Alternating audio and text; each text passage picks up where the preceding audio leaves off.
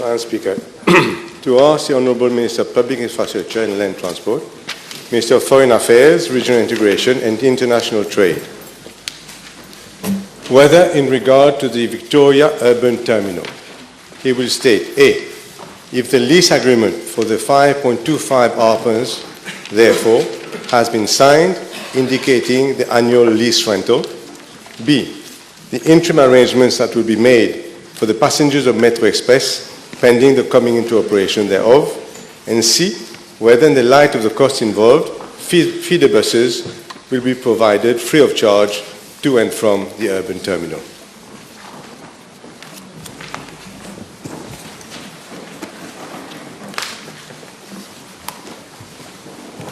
Madam Speaker, with your permission, I will answer this private notice question.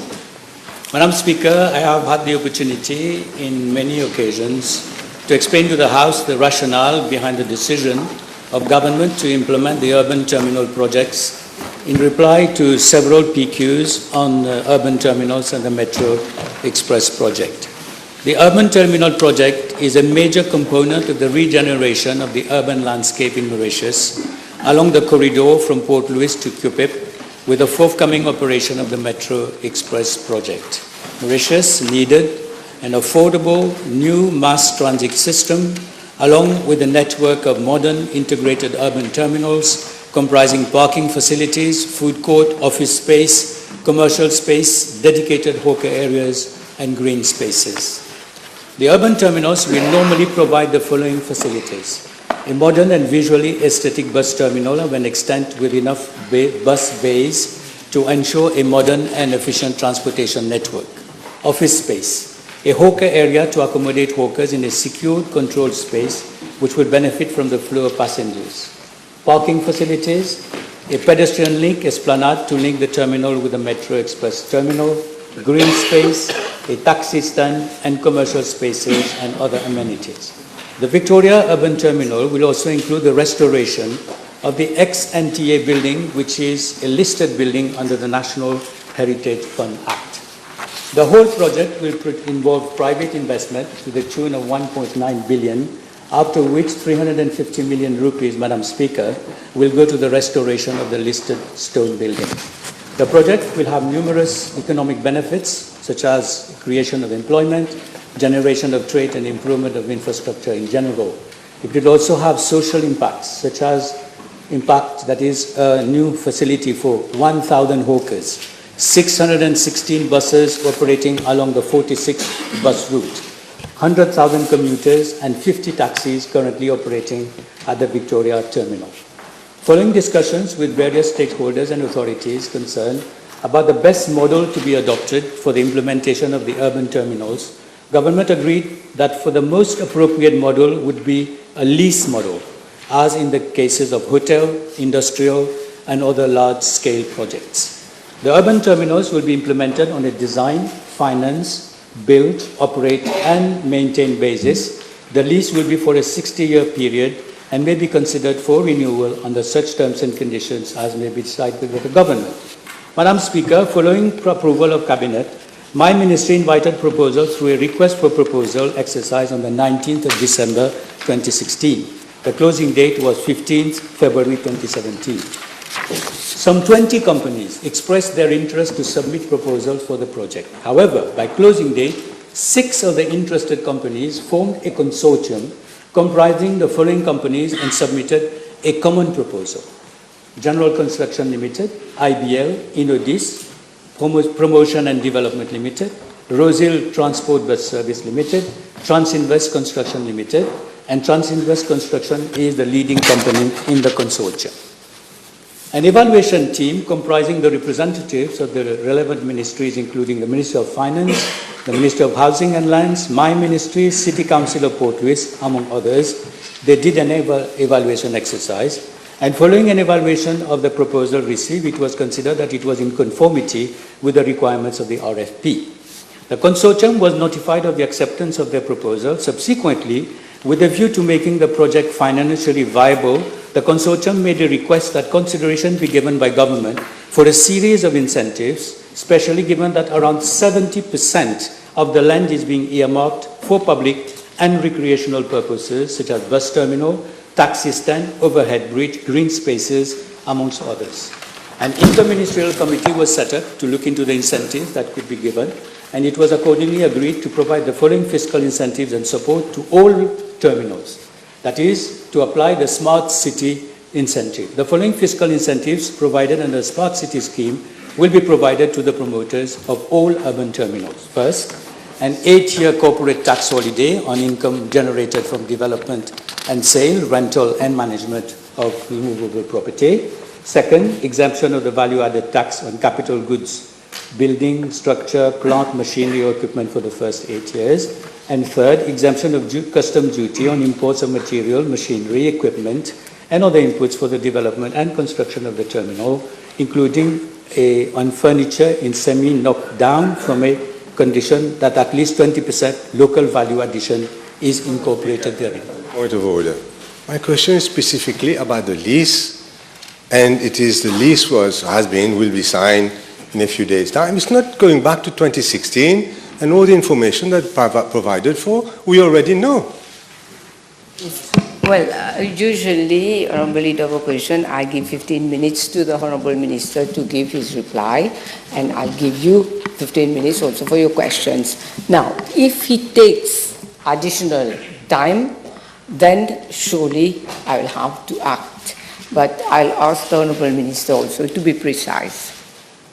It was also decided, Madam Speaker, that a fast-track committee will be set up to facilitate the grant of statutory permits and clearances. As regards to Part A of the question, regarding the lease of land, the land to be leased is in fact of an extent of 5/32 pairs and not 5/25. Following discussions with the parties and ministries concerned, it was decided that the rental could be determined as in cases of similar large magnitude projects implemented on state land, such as for hotel projects, Jingfei, Landscope, Airport of Mauritius, amongst others. Consequently, in view of the socio-economic importance of the project, in line with Section 6, subsection 1F of the State Lands Act, which provides as follows. Notwithstanding Section 1C, which is general, where a large investment project is deemed by the Minister, subject to the approval of Cabinet, to be in the economic interest of Mauritius, the annual rental determined in accordance with that subsection shall be reduced by such amount as the Minister may determine, and any lease may be granted for a period not exceeding 99 years with the approval of the Minister, subject to the approval of Cabinet. Government agreed that the rental payable for all urban terminal projects would be reduced, subject to adjustments every 3 years thereafter of the lease period by reference to the cumulative inflation rate based on the CPI of every last 3-year period, which shall not exceed 15.76% in any 3-year period. Accordingly, it was agreed that for the Victoria Terminal, the rental payable would be 1 million rupees per hour on the lease period. By reference to the cumulative inflation rate based on the CPI of every last 3-year period, and which shall not exceed 15.7%. After the 60-year period, the lease could be considered for renewal by the government on such terms and conditions as it may decide. A letter of notification award was accordingly issued to the Victoria Station Limited. The detailed design has already been submitted by the Victoria Station Limited to the Ministry. The lease agreement has already been finalized and in collaboration with the Ministry of Housing and Lands and vetted by the State Law Office. Last week, the Ministry of Housing was notified that there were 2 shareholders in the Victoria Station Limited who are non-citizens. In order to enable signature of the lease agreement, Victoria Station Limited has to submit the relevant non-citizen property restriction certificate and the shareholding structure. The approval of the Prime Minister's Office is accordingly being sought, and all necessary documents have already been forwarded to that office. The lease agreement will thereafter be signed within a fortnight. The works are scheduled to start by end of this month. The implementation plan, Madam Speaker, is as follows. The overhead bridge, 9 months. Urban terminal and the hawkers area, 2 years. Remaining amenities will be operational within a period of 6 months. Madam Speaker, as regards to Part B of the question, I would like to inform members of the House that provision has been made for 19 metro stations to be constructed along the alignment of the Metro Express project. 7 metro stations are to be completed for phase 1, including the Victoria station. This station is to be located on the Kudan side of the motorway, opposite the existing Victoria bus station. As such, the Victoria metro station is an autonomous facility that will start operation by September 2019 upon the start of the light rail system as scheduled. The Victoria Urban Terminal is a completely separate project that is to be constructed by the consortium. One of its assignments is to construct a footbridge to connect and integrate the Victoria Urban Terminal with the Victoria Metro Station being built by Larsen & Toubro for the Metro Express project. Madam Speaker, pending construction of the footbridge, which is expected to be ready by the first quarter of 2020, to enable passengers from the Victoria Urban Terminal to move to the Victoria Metro Station, a temporary bridge will be constructed by the consortium by September 2019. A shuttle service between the Victoria Urban Terminal, the Victoria Metro Station, and the 3 new temporary bus alighting boarding platforms will also be provided. Further, the present shuttle Immigration Square and Victoria Station will also be extended. 2 new feeder routes will be provided through the main regions of Port Louis and will stop at the Victoria Metro Station. As regards to Part C of the question, Madam Speaker, recommendations have been made by the Singapore Corporation for the provision of feeder services within a radius of 5 km to 10 km in the immediate conurbation of the metro station. This would ensure the first and the last mile connectivity of commuters to and from the light rail station and with the truck patronage of the Metro Express. Accordingly, 19 feeder routes have been identified, including 2 routes to connect commuters from Quatre-Bornes to the interchange of Rosehill, and it is proposed that the feeder routes be allocated to the affected bus companies, Rosehill Bus Transport for Rosehill, UBS for Port Louis, and CNT for Quatre-Bornes. It is expected that some 55 buses operating at 15 minutes interval would be renewed to offer feeder services during phase 1 of the metro from Rosehill to Port Louis. In respect of the Victoria Urban Terminal, 2 feeder routes, one plying through Cité Valigi, Cassis, Victoria Interchange, and a Port Louis circular road cutting through 12 main roads, including Royal Road, Louis Pasteur, Sir Sisagaram Gulam Street, Lape Street, have been identified, and their feasibility has been confirmed following road tests carried out jointly by the National Transport Authority and the Traffic Management Road Safety Unit. 9 feeder buses will provide services along these 2 routes. In fact, it would be of utmost importance for the successful operation of the Metro Express that the feeder buses would facilitate commuting by linking passengers to the light rail station for optimal convenience of the passengers. Passengers commuting in the light rail via feeder routes, via feeder buses, will be offered a free service. The underlying condition would be that the passenger indeed boards or alights the light rail within a defined time lag. At a control mechanism, and a control mechanism system, the electronic ticketing system, is being implemented by the Metro Express, and it will be extended to the feeder services. Madam Speaker. Madam Speaker, do I take it that the foundation stone has been laid, the big tam-tam, etc., organized, yet the lease hasn't even been signed to the consortium? Is that it? I explained that we have been working with this consortium. There was a letter of approval sent to the consortium. The consortium has been working with us for 2 years. They have already spent a lot of money in the final design. The project management has already been decided upon. And last week we had this small issue as regards to the non-citizen stakeholders. Then that's why we went to the Prime Minister's office. I have talked to the Prime Minister's office. This is going to be a derogation. They have already obtained one for another shareholder, and we believe that this is going to be a question of 2 weeks. Speaker, another example of bad planning. Tell me, can the Minister tell us the original valuation for the land was, I understand, 11 million rupees per arpa. Can you provide a copy of the government valuation, which I understand it was, and you confirm also that you said that the land is worth 700 million rupees. You said so in Parliament here. Madam Speaker, we went to valuation, of course.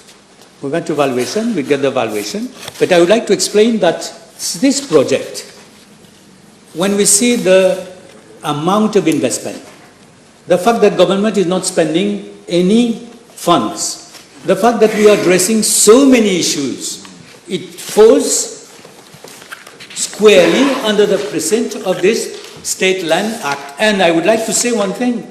In the past, in a number of areas like Jingfei, the airport of Mauritius, and I would like to say also that at the beginning we were thinking about vesting the land in the Mauritius Ports Authority, and we had a problem because it had to be then included in the strategic environment of the MPA.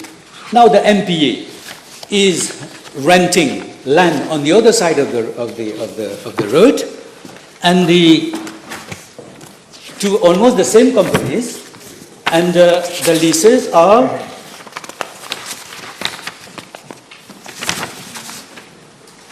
₹1 million per arpent, 700,000 rupees. For example, for IBL Entertainment, for InnoGC it is 700,000 per arpent. Codon Limited it is 900,000 per arpent. Tropical Paradise it is 610 rupees per arpent. Madam Speaker, we have. Yes, but we have to see what we are doing, Madam Speaker. Why we went on a simple lease? Because it's just like on a pagiometric. For 30 arpents. For 30 arpents, don't we give 300,000, 400,000 rupees of land? Why? Because we want investment. And this, do we want this La Gare Centrale to stay what it is? Do we want this stone building to have trees inside? Do we want 600 buses to be where they are now? Madam Speaker, we have to decide. And I would like to thank the Prime Minister and all my colleague ministers, because this is a fantastic project. Now, if we were to apply the lease, it is 60 million rupees. Which company, which consortium would invest and to pay 60 million rupees of lease per year? How can they? I'm really astounded, because the Honourable Leader of the Opposition is a former Minister of Investment, of Finance, and the PMSD will said, we want development, we want investment, we want creation of jobs. I don't understand why this attitude now, because we are giving away. Do we want that station? Just close your eyes, Madam Speaker. For 50 years, it has remained like this. Do we want this to stay there? Madam Speaker, I have touched a sore point, and the Minister need not panic. Don't panic, just answer the question. Can I take it that the government valuer, in his wisdom, her wisdom, put this at 11 million per arpent? For 5 arpents, 55 million rupees per year. You personally, as Minister, with your approval of the colleagues in Cabinet, reduce that by 1/11 to 5 million only. Is that what you're telling the public? Without, I presume, going back to the government valuer to ask his advice, because you know better. Is that it? Madam Speaker, on this, I gave examples of what is happening in the vicinity. I would give you another example. Mauritius Telecom. The land given to Mauritius Telecom falls under this purview. The land given to mutual aid falls under this purview. It depends what we want. We want a project because 70% of the land, Madam Speaker, is not built. They are building only on 30% because we have imposed conditions for a number of bays for buses, for the taxis, for the feeder routes. So we should know what we want. Minister taken the time in his spare time to obtain a certificate in valuation that you should replace the government valuer and decide for yourself what other people in the vicinity are charging. I'd like to ask the Minister this. In 2020, 2021, the prime of prime land that exists in Port Louis worth 700 million rupees according to yourself, your own words. This land is only going to be 4-story high. What a waste of optimum prime space that there should only be 4-story high in such an area. Why, in your wisdom as valuation officer, did you not think of increasing the height and making a better use all round of this valued land, which doesn't belong to you, but belongs to the taxpayer? Madam Speaker, there is a business model. We have urban, the planning, town and country planning, the ministry, it has the limitations as regards to urban planning in a number of areas. You know that this land there is on water. So yes, so what? Yes, not so what? Now, what I would like to say, Madam Speaker, it was a bold and prudent choice to make for government as regards to the fact that we want to re-engineer all the urban terminals with 10 billion rupees of investment. There is something else also, Madam Speaker. Do we want 1,000 hawkers to be in the streets? He didn't ask 1 second. I wanted to know why there is not one single component of this question based on for the hawkers. Because so many questions have been asked for the hawkers. Now that we have found a solution for the hawkers, now that we have given them the possibility to have a mole,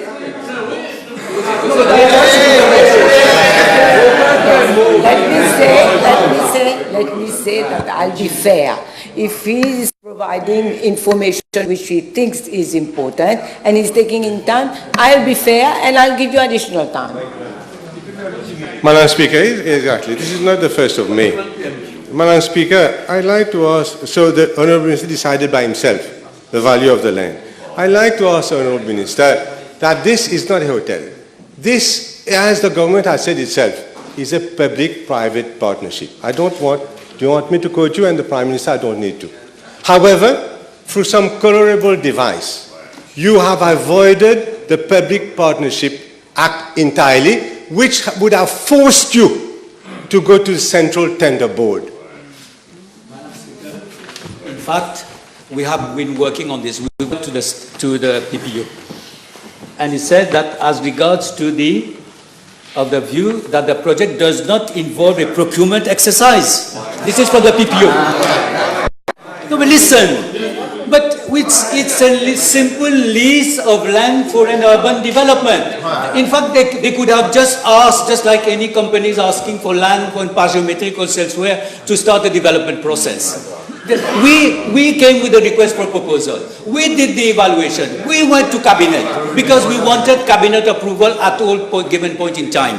And we were advised by the PPO all the time. Because we really want to, because this is land, of course it has a high value. But then as I said, if we don't do this, the urban terminal there, for the next 10, 15 years it will stay there and trees will grow in this stone building, Madam Speaker. The truth is that the project is badly designed and hardly anyone was interested in what you wanted to do. Madam Speaker, this is not a hotel. This building, this project, will operate a bus terminal for government, for the municipality. This building will operate a taxi service for government, which is government's role to do, taxi stand, etc. So this is not a hotel. You have used, I repeat, a colorable device to avoid the PPA, the Public Partnership Act, and therefore to decide for yourself entirely, what is the land value to be ascribed to this project. I never decided myself on that. At all and every juncture we went to cabinet because I really wanted to have cabinet approval on this, Madam Speaker. And there is something else. We have, of course, the bays for the buses. We have the bays, we have the taxi service. We'll have 100,000 people are going through that terminal every day. We are securing a livelihood for 1,000 hawkers who are in the streets, Madam Speaker. And now he's saying that I decided on the value, I decided on the rental. We have to take a decision. The other day the Prime Minister said, investors, they should have a return on investment. There should be a model which fits, because it's not easy to have a public-private, he's talking about the public-private partnership. Why do you have? We have it because of the trust in the business confidence that this government has. You invest 2 billion rupees like this, and then on immigration sphere we are going to have another investment of 3 billion. So again we are doing the same thing. Madam Speaker, we have to take a decision and the government has taken that decision. Madam Speaker, the Minister has mentioned on a number of occasions hawkers. I wanted to ask him whether the rental cost, I think it was set at 4,000 rupees, has been finalized, but so far there has been no value given for those people who wish to purchase their stalls outright. Can you now give us the cost for purchase? The cost of purchase, it would be around 350,000 to 400,000, and the Honourable Minister of Finance and the Prime Minister has come up with a scheme providing 300,000 to all those who want to buy the stall instead of with a very minimal interest rate, so that instead of paying their rent, they pay for the installment and they're going to be the owner of the stalls.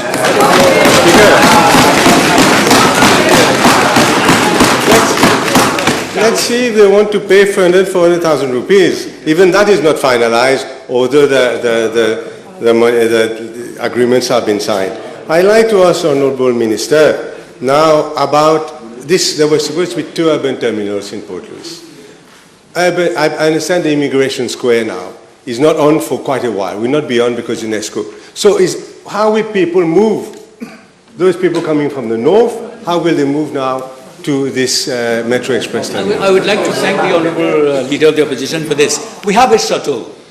We will enlarge, we'll have a shuttle which will have more frequencies. That's the first thing. We are adding 2 new shuttles to be able to do the circular route. But I would like also to say that as regards to the immigration square terminal, the final designs are being done.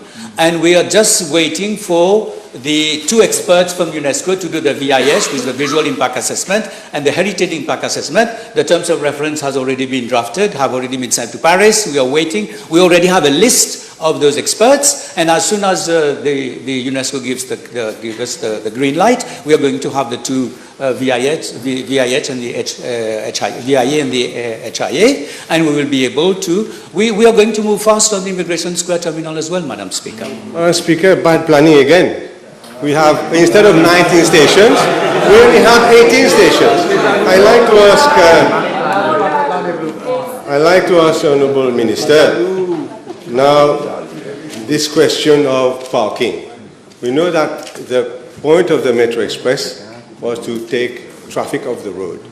Do you really think that 410 parking spaces for 1,000 hawkers, for all the shops, all the people at the all the places there, that will be enough to cater also for the Metro Express?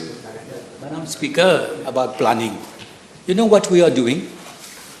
It's 600 buses. So if you put 2 people driving the bus and the conductor, it's 1,200 people coming 4 or 5 times on the station every day. 100,000 people. So many workers. We are to plan this. It's so huge a challenge, Madame Speaker. Nous sommes des planificateurs, pas de tireurs plans.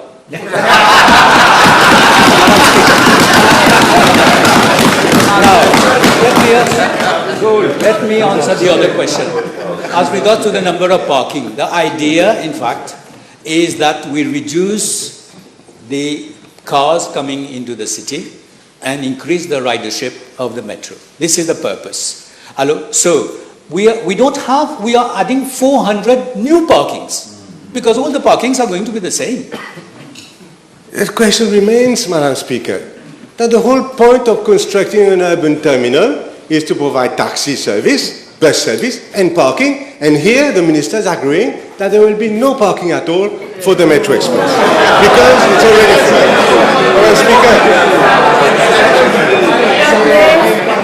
Madam Speaker, for your information, Bagatelle has 2,600 parking spaces compared to 400 for his metro station. Madam Speaker, I'd like to ask this question about the feeder buses. The feeder buses. Feeder buses, 100 of them, will cost something like 200 million rupees a year. You know that. Now, who will pay for that? The taxpayer, the people from Fond-du-Sac and Maibu also pay for that. It will be added to the cost of the metro ticket. We are thinking of, we are going to have 50 feeder buses from Rosehill to Port Louis. We need another 50 from Rosehill to Copips, so 100 buses. In fact, we are thinking of having electric buses. And we are thinking of having a facility, a leasing fund. We are looking for, I have talked to the Honourable Prime Minister, to see that the feeder buses, they don't add up to the cost of the metro from the companies. And we are thinking of having a lease system, a leasing system, so that they can lease the bus and run the bus. So the taxpayer Can you just say it is a taxpayer for your leasing system who will pay for it? That is the question. That was a simple question. The companies will have the possibility of to have access to a leasing fund. They lease the bus and then they run the bus and they pay the lease. Taxpayer will fund 200 million or so. You said yourself more when I was saying it will cost 200 million or more, and it is a taxpayer who will pay that feeder service. Madam Speaker, I like now to come to the construction of the famous terminal, if it ever gets constructed. Now, this is a question. You said in Parliament yourself, and I can quote it, in November 2018, that an EIA was required, was going to be asked for. I understand that no EIA is being asked for now. Can you tell me at least whether there will be no exemption given for the application for the building and land use permit?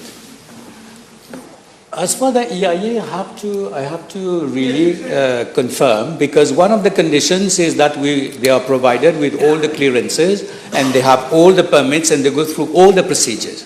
As regards to the building and land use permit, I don't think that it would be illegal to build such a big thing without a permit, and I look forward to my colleague, the Minister of Housing and Lands, to give us the guidance and to analyze properly the building and land use architecture and everything. So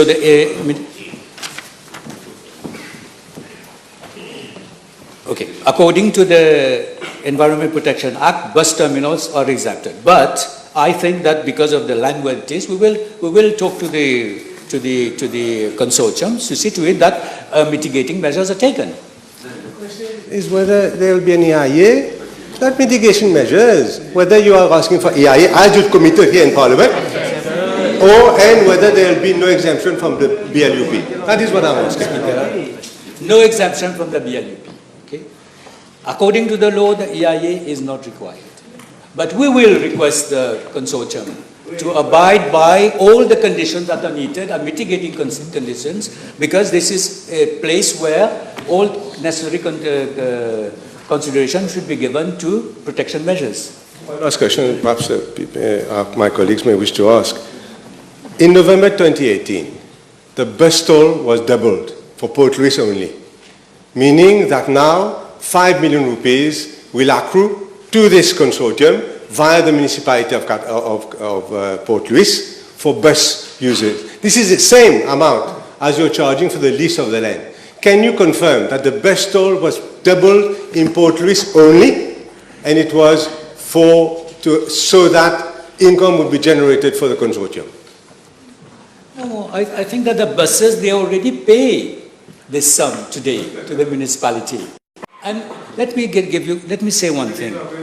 There are a number of problems today. We have the problem with the taxis. We have the problem with the buses. We have the problem with the bus shelters. We have the problem with the hawkers. And the municipality, in fact, is finding solutions to some of its major problems in the city. What a coincidence that only Port Louis was doubled. What a coincidence. Madam Speaker, I'd like to ask one last question, and then in the famous feasibility, so-called feasibility study that you promoted when it was launched, the Metro Express, it was provided for that in 2020 there would be a 20% increase in bus fare, in Metro Express fare, and in 2021 a further 25% increase in bus fare. Are you maintaining that over the next year and a half or 2 years there will be eventually something like 50% increase in the cost of the fare in the Metro Express? This is what, don't say no, you should think about it, because this is what you provided to the nation, and I have the document here in your feasibility study, which I hope you read. Madam Speaker, to discuss the business model of the Metro that himself as Minister of Finance approved. It was a loss of about 80 routes, closed. They built on a metro on a ridership of 50%. We are not, since the government has come here, we have always said that the metro, the fare is going to be the same. In fact, one of my colleagues even mentioned something, that people, to take the metro, if we are to have this feeder fare, if you have the feeder fare, The last increase dates back to 2013. Please, There is no increase. No increase. Please. No increase in the Leader of dental. Opposition, if you've got other questions, then I won't be able to give the floor to other members. Right? Because then I'll be able to give the floor to only one member on this side. This was the point, because it's important. This is part of the document that was submitted by government at the launch of Metro Express. It shows clearly here that in 2021, in a year and a half or so, the fare will increase to 50 rupees from 34 rupees presently. Now, if you calculate it, it's almost 50% increase. I'm asking you whether you are holding to this, that there will be a 50% increase over the next 18 months in the fare in the Metro Express. That's what I'm asking. Madam Speaker, is the Honourable Leader of the Opposition saying that we are going to be here in 18 months?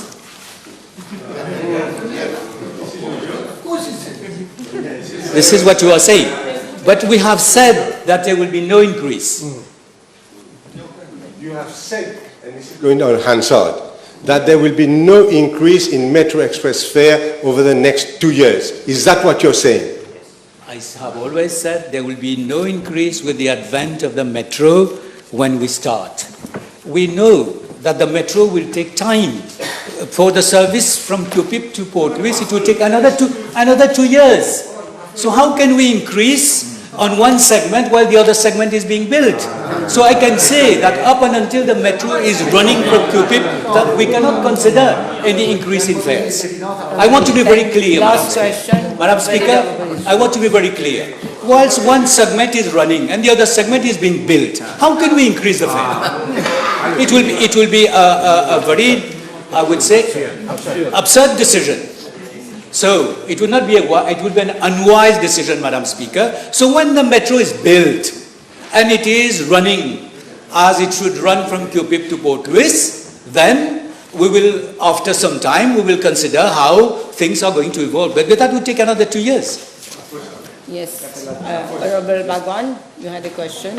I'll allow this and then last question for Honourable Leader of Opposition. Since we are talking about urban terminals, it is linked with the Metro Express project together. Can the Minister inform us what is the latest position concerning the Place Margio urban terminal? That September is nearly, we are reaching September. What is the latest? I would like to thank the Honourable Member. In fact, for Rosehill, we launched one exercise and the bidder was not responsive. We launched a second exercise, and I have been informed that the evaluation committee has just submitted its report, so I cannot say exactly where we are. But I would like also to delink the station built by Larsen & Toubro and the urban terminal built by private consortiums. Yes, Leader of Opposition, Madam last Speaker, question. absolutely. This is what the Minister had to say about linking and delinking. I'll read that bit to him. This is what he said.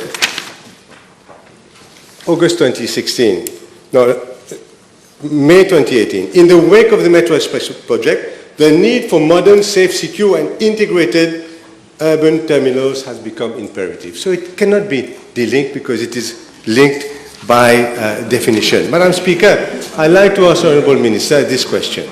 He gave information which happened not to be true and which is not abiding by regarding the EIA. Himself in the House, he said that EIA will be requested and the Minister of Environment has power to request for the EIA. So I will ask him, firstly, to request for an EIA for this project as the Minister of Environment. Again, Madam Speaker, he has provided information to the nation concerning increases in bus fares, nothing to do about finishing a project.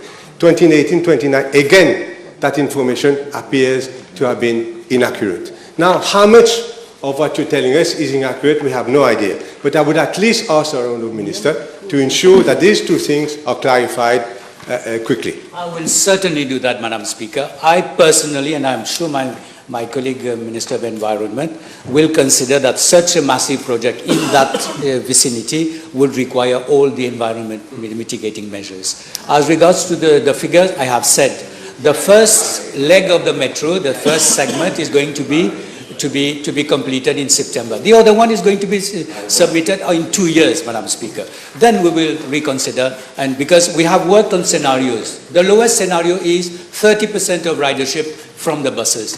What they did was 50% of ridership. We are working, and let us see how it does, because we are satisfied on this side of the house that together with the metro, we are going to have urban terminals which will change the whole urban landscape between QP and Port, Madam Speaker. Time is over.